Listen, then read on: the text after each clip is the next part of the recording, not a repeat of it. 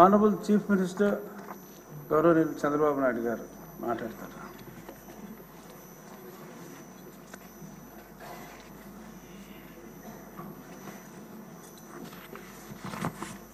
అధ్యక్ష, ఈరోజు అందరి ఆమోదంతో శాసనసభ డిప్యూటీ స్పీకర్గా ఎన్నికైన మీకు వ్యక్తిగతంగా తెలుగుదేశం పార్టీ తరఫున కూడా మనస్ఫూర్తిగా అభినందనలు తెలియజేస్తున్నా. శుభాకాంక్షలు అధ్యక్ష.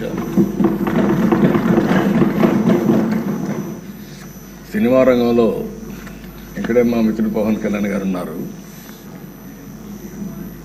త్రిపుల్ ఎంత సంచలనం సృష్టించిందో నేటి రాజకీయాల్లో మీ చరిత్ర కూడా అంత సంచలనాన్ని సృష్టించిన దిశ. త్రిపుల్ సినిమాలో నాటు నాటు పాట ఎంత పాపులర్ అయిందో ఈ త్రిపుల్ రచ్చబండ కూడా అదే మరి పాపులర్ అయింది. దానికి ఒక చరిత్ర ఉంది. అలాంటి ఒక్కొక్కసారి జీవితంలో కొన్ని సమస్యలు వస్తాయి. ఆ సమస్యల్ని ధైర్యంగా ఎదుర్కోవడం చాలా ముఖ్యం. తిరిగి ఆ కుర్చీలో కూర్చుంటే నిండుగా కనపడుస్తున్నారు.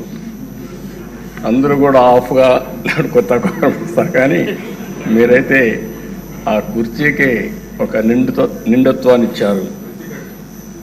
పంచకట్టు కూడా తెలుగు బిడ్డ పంచకట్టుతో వచ్చారు. చాలా సంతోషం. మిమ్మల్ని చూసినప్పుడు, ముఖ్యంగా ఈ కొత్త బాధ్యతలో మిమ్మల్ని చూసినప్పుడు చాలా సంతోషం కలుగుతూ ఉంది. మీరు తప్పకుండా మంచిగా రాణించాలని మనస్ఫూర్తిగా ఆకాంక్షిస్తున్నా. ఇక్కడుండే మెంబర్స్కి అందరికి కూడా ఒకసారి ఆలోచిస్తే వారి ప్రస్తావన కూడా మే 14, 1962 విజయవాడలోని కనుమూరు వెంకట సత్య సూర్యనారాయణరాజు గారు, అన్నపూర్ణమ్మ దంపతులు జన్మించారు. ఆయన ఒక పారిశ్రామికవేత్తగా, రాజకీయవేత్తగా గుర్తింపు తెచ్చుకున్నారు. రఘురామకృష్ణరాజు గారు విశాఖపట్నంలోని ఆంధ్ర విశ్వవిద్యాలయంలో పోస్ట్ గ్రాడ్యుయేషన్ చేశారు. డిస్టింక్షన్లో పాస్ అయ్యారు. అప్పటి నుంచి కూడా మీరు ఎక్కడ చూసినా ఉత్సాహంగా మెరిట్లోనే ఉన్నారు. ఆయన మొదటి నుంచి మెరిట్ స్టూడెంటు. ఇండస్ట్రీ కూడా విద్యుత్ రంగంలో, ఎడిబుల్ ఆయిల్స్లో ఇలాంటి వ్యాపారాలు కూడా చేసి గుర్తింపు తెచ్చుకున్నారు.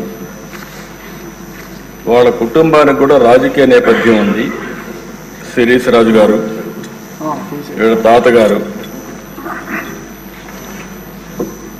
ఆయన జిఎస్ రాజు గారు 1958 నుంచి 64 వరకు ఏపీ లెజిస్లేటివ్ కౌన్సిల్ పదవికి మొట్టమొదటిసారిగా డిప్యూటీ చైర్మన్గా పనిచేశారు. ఇంకో పక్క సిరీస్ ఫార్మా ఎస్టాబ్లిష్ చేశారు అప్పట్లోనే, కానీ కొన్ని కారణాల వల్ల దాన్ని ముందుకు తీసుకుపోలేకపోయారు. కానీ లేకపోయింటే ఈరోజు రిచెస్ట్ మ్యాన్ ఆంధ్రప్రదేశ్లో ఆయనే ఉండేవాడు. అప్పట్లో ఫార్మా అనేది చాలా ముఖ్యం. మన డిప్యూటీ స్పీకర్ గారు 19లో నర్సాపూర్ ఎంపీగా పోటీ చేసి గెలిచారు.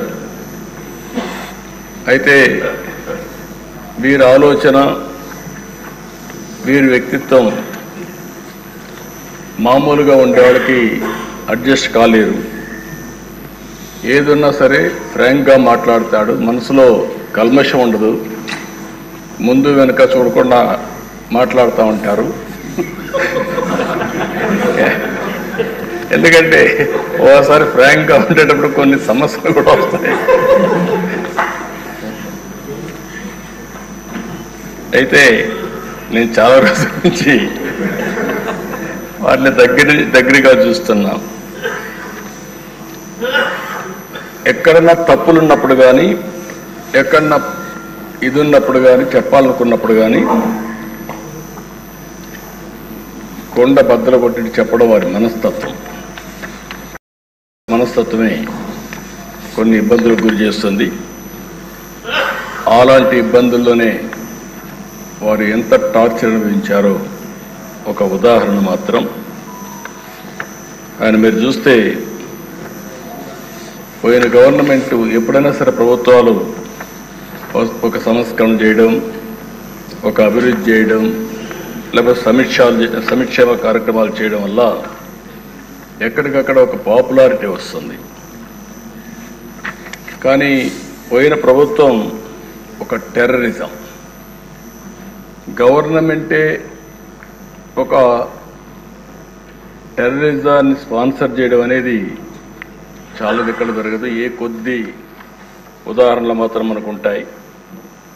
అలాంటి చూసినప్పుడు సొంత ఎంపీ విభేదించినప్పుడు, డిఫర్ అయినప్పుడు కావాలంటే మనం దూరంగా ఉంటాం, అది వేరే విషయం. కానీ ఏ విధంగా ఆయన పైన కక్షగట్టి పనిచేశారో, ఏ విధంగా కుట్రబన్నారో మనం ఒక్కసారి గుర్తుపెట్టుకోవాల్సిన అవసరం ఉంది.